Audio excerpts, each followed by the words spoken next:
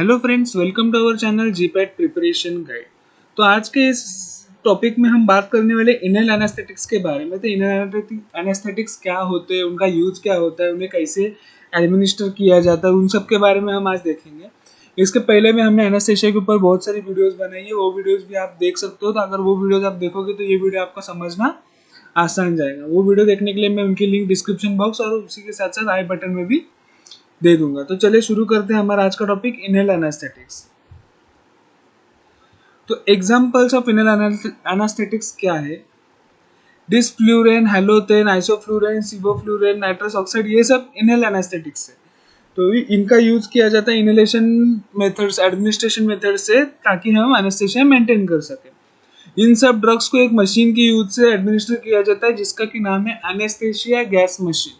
इस मशीन को यूज करके इनहेल एनेस्थेटिक्स का एडमिनिस्ट्रेशन किया जाता है at a type of surgery. तो अब देखते हैं इनहेल एनेस्थेटिक्स के यूजेस क्या है। Used for maintenance of anaesthesia after administration of an IV agent. IV agents का हम लोग एडमिनिस्ट्रेशन करते हैं, जैसे कि प्रोपोफॉल हो गया, उन सब ड्रग्स के एडमिनिस्ट्रेशन के बाद में उनका मेंटेनेंस करने के लिए हम इनहेल एनेस्थेटिक्स का यूज करते हैं। The depth of anesthesia can be altered rapidly by changing inhale concentration of the drug. तो डेप्थ ऑफ एनेस्थेशिया क्या होता है कि वो स्टेजेस होते हैं एनाल्जेसिया, एक्साइटमेंट, तो उन सब स्टेजेस को अल्टर किया जाता है। जो स्टेज हमें नहीं चाहिए उन स्टेजेस को रैपिडली कवर करने के लिए भी हम इनहेल एनेस्थेटिक्स का डोज चेंज करके उसका स्पीड चेंज कर देते हैं। अगर डेप्थ ऑफ एनेस्थेशिया क्या है ये आप जानना चाहते हैं डिटेल में, तो हमने उसके ऊपर भी एक वीडियो बनाई हुई है, मैं उसके लिंक आई बटन में दे दूंगा। इनहेल एनेस्थेटिक्स का जो थेरापेटिक इंडेक्स होता है वो नैरो होता है।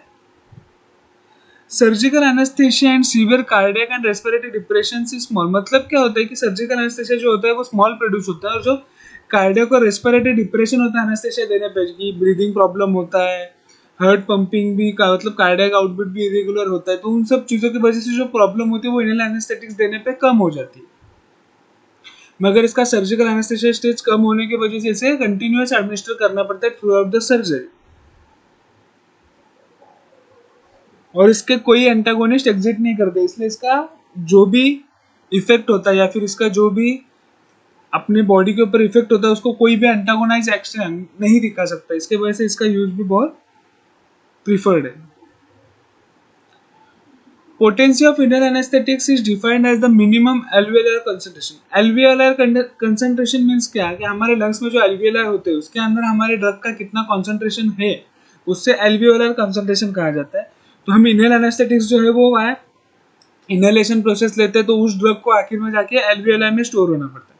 तो इसलिए जो उसका पोटेंसी होता है वो एल्वियोलर कॉन्सेंट्रेशन के ऊपर डिपेंड होता है। Minimum alveolar concentration, the concentration of anesthetic gas needed to eliminate movement among 50% of patient। मतलब क्या हुआ कि कोई बैच में से 50% पेशेंट्स को मूवमेंट ये करने के लिए, मूवमेंट रिस्ट्रिक्ट करने के लिए, मतलब उसको एनेस्थेटाइज करने के लिए जितना मिनिमम डोज लगता है उसे मिनिमम एल्वियोलर कॉन्सेंट्रेशन कहा जाता है। मतलब कि आप सोचिए कि 10 लोग का बैच लिया, उनको इनहेल एनेस्थेटिक दिया, तो उसमें से 5 पर्सन्स को मूवमेंट इलिमिनेट होने के लिए कितना परसेंट ड्रग लगा या फिर कितना ड्रग लगा उसे मिनिमम एल्वियोलर कॉन्सेंट्रेशन कहा जाता है। It is expressed as the percentage of gas in a mixture required to achieve the effect. जैसे कि हमने कहता है कि कितना परसेंट गैस का मिक्सचर लगता है हमारे इफेक्ट अचीव करने के लिए, उसे मिनिमम एल्वियोलर कॉन्सेंट्रेशन कहा जाता है। The smaller minimum alveolar concentration is the more potent the drug. मतलब कि मिनिमम एल्वियोलर कॉन्सेंट्रेशन मतलब जितना कम डोज लगेगा ड्रग उतना पोटेंट होगा। पोटेंसी मतलब क्या? कम क्वांटिटी में ज्यादा इफेक्ट, तो इसे पोटेंसी कहा जाता है। तो जितना कम एमएससी होगा उतना ज्यादा ही ड्रग पोटेंट होगा। Nitrous oxide alone can not produce complete anaesthesia. मतलब नाइट्रस ऑक्साइड का हम कितना भी डोज दे दे वो कंप्लीट एनेस्थेसिया प्रोड्यूस कर ही नहीं सकता। मतलब उसका एमएससी वैल्यू जो है वो बहुत हाई है। Factors affecting partial pressure of anaesthesia in brain. मतलब पार्शियल प्रेशर पे जो जो फैक्टर्स अफेक्ट करते हैं उनके बारे में हम अभी डिटेल में जानते हैं। First, partial pressure of anaesthetics in the inspired gas. मतलब कि हम जो गैस इंस्पायर करते हैं उसका पार्शियल प्रेशर कितना है उसके ऊपर डिपेंड करता है। हमारा जो लंग्स है उसमें जो वेंटिलेशन होता है, मतलब जो सिस्टमिक पल्मोनरी वेंटिलेशन होता है, उसके वजह से भी एनेस्थेसिया प्रोड्यूस होने में चेंजेस आते हैं। वो चेंजेस कैसे आते हैं? अगर हाइपर वेंटिलेशन हुआ तो मोर एनेस्थेसिया प्रोड्यूस होता है, और अगर रेस्पिरेटरी डिप्रेशन हुआ तो लेस एनेस्थेसिया प्रोड्यूस होता है। मतलब क्या कि जब भी हम इनहेल करते हैं कोई भी ड्रग को, तो उसका जो पार्शियल प्रेशर होता है वो हमारे बॉडी के साथ मैच होना चाहिए, तब भी जाके वो एल्वियोलाई में अच्छे से सेट होता है। अगर वो ज्यादा प्रेशर में गया तो हाइपर वेंटिलेशन हुआ तो मोर एनेस्थेसिया प्रोड्यूस होता है, अगर लो हुआ रेस्पिरेटरी डिप्रेशन हुआ तो लेस एनेस्थेसिया प्रोड्यूस होता है। तो ये हो गया पल्मोनरी वेंटिलेशन के बारे में। सेकेंड पॉइंट है एल्वियोलर एक्सचेंज। एल्वियोलर एक्सचेंज मतलब क्या कि एल्वियोलाई से जो आपका ड्रग है वो ब्लड में जाता है, ब्लड से कार्बन डाइऑक्साइड बॉडी होता है। मेन अपना रेस्पिरेशन कैसे होता है कि एल्वियोलाई से ऑक्सीजन जो है वो ब्लड में जाता है, ब्लड से कार्बन डाइऑक्साइड एल्वियोलाई कलेक्ट करता है। तो इसमें अगर अकॉर्डिंग टू पार्शियल प्रेशर हुआ तो क्या होता है कि maximum amount of drug alveoli से ब्लड में जाता है और इफेक्ट प्रोड्यूस करता है। मगर जिस टाइम पे जो ये एक्सचेंज है वो यूनिफॉर्म पार्शियल प्रेशर के अंदर नहीं होता, दोनों का ब्लड का और जो एल्वियोलर लेयर है उसका अगर पार्शियल प्रेशर सेम नहीं हुआ तो ड्रग जो है वो ब्लड में नहीं जाएगा, और अगर ड्रग ब्लड में नहीं गया, उसको हिंड्रेंस प्रोड्यूस हुआ, तो फिर वो ड्रग उसका एक्सचेंज शो नहीं कर पाता। तो ये हो गया एल्वियोलर एक्सचेंज के बारे में।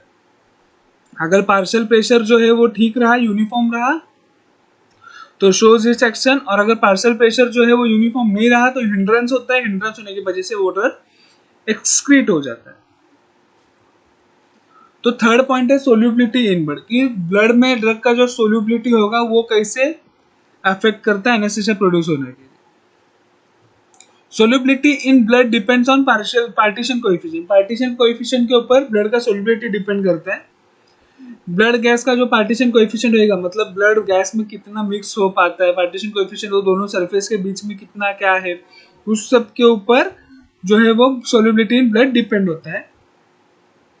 पार्टीशन कोएफिशिएंट का फॉर्मूला है कि concentration of anaesthetics in blood phase and concentration of anaesthetic in gas phase.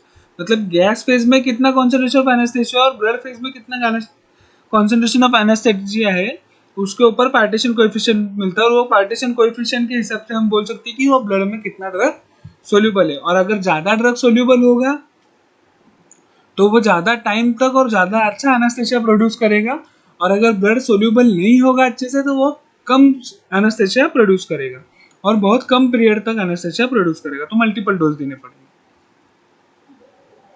अभी देखते हैं कार्डियक आउटपुट कैसे अफेक्ट करता है। अगर कार्डियक आउटपुट ज्यादा होगा तो एनेस्थेसिया कम होगा, मतलब cardiac output is inversely proportional to anaesthesia. तो ऐसा क्यों होता है? क्या कार्डियक आउटपुट मतलब क्या, हमारा हार्ट लास्ट में कितना ब्लड आउट सप्लाई करता है। तो वो जो ब्लड है वो हमारे वेंट्रिकल्स से होके, आर्टरीज से होके लंग्स में जाके फिर बाहर आता है। अगर कार्डियक आउटपुट ज्यादा होगा, ब्लड ज्यादा प्रेशर से आएगा, ब्लड ज्यादा प्रेशर से आएगा तो वो जो हमारा एल्वियोलर कंसंट्रेशन है ड्रग का उसको वॉश आउट कर देगा। ज्यादा प्रेशर होने की वजह से पार्टीशन उसका जो पूरा प्रेशर होगा वो हाई होगा, तो वो जो ड्रग है उसको वॉश आउट कर दो, और उस वॉश आउट के वजह से उसका जो है वो एनेस्थेसिया ज्यादा प्रोड्यूस नहीं कर पाएगा। ठीक है, if cardiac output is more than anaesthetics gate washed out from lungs. Cardiac output अगर मोर हुआ तो वो वॉश आउट हो जाएंगे लंग्स से। So there is less anaesthetic effect, तो उस वॉश आउट होने के वजह से एनेस्थेटिक इफेक्ट जो है वो कम होता है। Effect on tissue of anaesthetic Uptake. Tissues के ऊपर क्या क्या इफेक्ट होता है एनेस्थेटिक अपटेक का, मतलब कौन सा टिश्यू इमोबाइल हो जाता है, क्या होता है, वो सब देखते हैं इसमें। हाइयर परफ्यूजन ब्रेन, हार्ट और लीवर के टिश्यूज में होते हैं, और लोअर परफ्यूजन है वो स्केलेटल मसल, फैट और बोन में होते हैं। ऐसा क्योंकि आप जानते ही होंगे कि जो हमारे ज्यादातर एनास्थेटिक ड्रग्स है वो एनास्थेटिक ड्रग्स जो है वो लिपोफिलिक है, यानी कि लिपिड सोल्यूबल है। फैट्स में मतलब क्या, लिपिड है, तो उसमें वो ज्यादा सोल्यूबल हो जाता है और ज्यादा टाइम तक रहते हैं और ज्यादा टाइम तक उनका इफेक्ट दिखाते हैं। अभी मैकेनिज्म ऑफ एक्शन देखेंगे। लोग अपना इनहेल एनास्थेटिक्स का जो मैकेनिज्म ऑफ एक्शन है वो जनरल एनास्थेटिक्स के अंदर आता है, तो हम इसका एक और डिटेल वीडियो भी देखेंगे। इसमें हम बस नॉर्मली उसको चेक करेंगे, क्योंकि अगर पूरा मैकेनिज्म ऑफ एक्शन एक्सप्लेन करने गए तो वीडियो बहुत लेंथी हो जाएगी।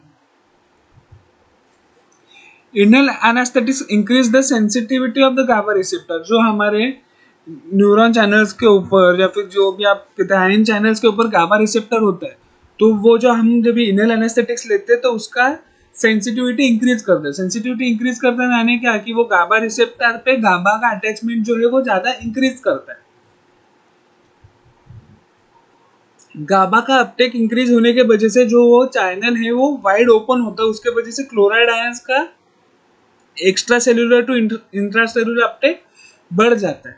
हमारे बॉडी के अंदर क्लोराइड आयंस बढ़ने के वजह से हमारे बॉडी का हाइपरपोलराइजेशन होता है, और हाइपरपोलराइजेशन होता है उसके बाद में उसका डीपोलराइजेशन होना मुश्किल हो जाता है, क्योंकि गाबा सेंसिटिव हो चुका है और उसके वजह से क्लोराइड आयन का अपटेक बढ़ते ही जा रहा है, बढ़ते ही जा रहा है, हाइपरपोलराइजेशन होते ही जा रहा है, मगर डीपोलराइजेशन प्रोसेस का कुछ हो ही नहीं रहा।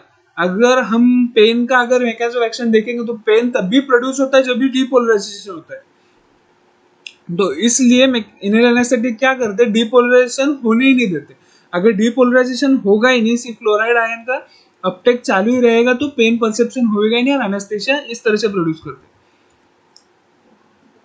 Therefore it causes loss of pain and the anesthetics in the body। तो उसके वजह से हमारे बॉडी में एनेस्थेसिया वो प्रोड्यूस करते हैं।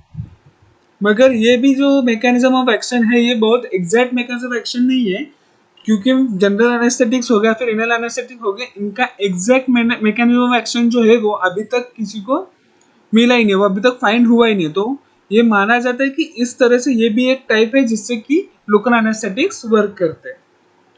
हम पूरा मैकेनिज्म डिटेल में देखेंगे हमारे mechanism of action of anaesthetics के वीडियो में। तो आज के वीडियो में हमने देखा इनल एनेस्थेटिक्स क्या होते हैं, इनल एनेस्थेटिक्स के एग्जांपल क्या है, इनल एनेस्थेटिक्स देने के लिए कौन सी मशीन यूज की जाती है, कौन से फैक्टर्स पार्शियल प्रेशर पे अफेक्ट करते हैं, उसके बाद में उसका इफेक्ट ऑन टिश्यू क्या होता है, बाद में mechanism of action of inhaled anaesthetics क्या होता है। तो अगर आपको हमारी आज की वीडियो पसंद आई होगी तो प्लीज़ हमारे वीडियो को लाइक कीजिएगा, शेयर कीजिएगा और सब्सक्राइब कीजिएगा। और अगर आपने हमारी पुरानी वीडियोस नहीं देखी है तो मैं उनके लिंक डिस्क्रिप्शन बॉक्स वैसे ही आई बटन में दे दूंगा। So thank you for watching the video.